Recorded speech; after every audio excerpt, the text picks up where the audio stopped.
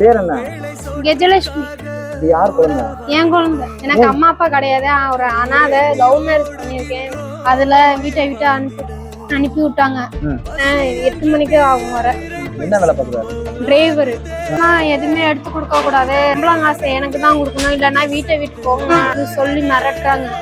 இப்ப 150 ரூபா பிச்சை எடுத்து தான் வச்சிருக்கேன். அரிசி எதுவுமே வாங்கி கொடுக்க மாட்டேன். வீடு எங்க இருக்கு? அதுதான் உங்களுக்கு உதவி பண்ண. என்ன வேணும்? ஓட்டுக்க ட்ரெஸ், காசு.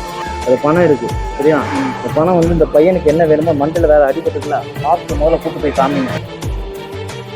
ஸ்நாக்ஸ் வாங்கிக்கிறேன், அவங்க வாங்கிக்கிறேன்.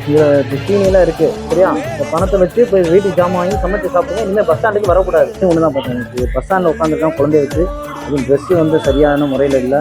இது பொதுவான ஒரு இடம், இங்கே யார் எப்படினாலும் வருவாங்க அப்படிங்கிறத தான் இப்போ நம்மளால முடிஞ்சதுன்னா ஒரு ட்ரெஸ்ஸுக்கும் அந்த முதல்ல சாப்பாடு வழி பண்ணி இந்த பிச்சை இருக்கக்கூடாதுன்னு சொல்லி அனுப்பிச்சிருக்கேன்.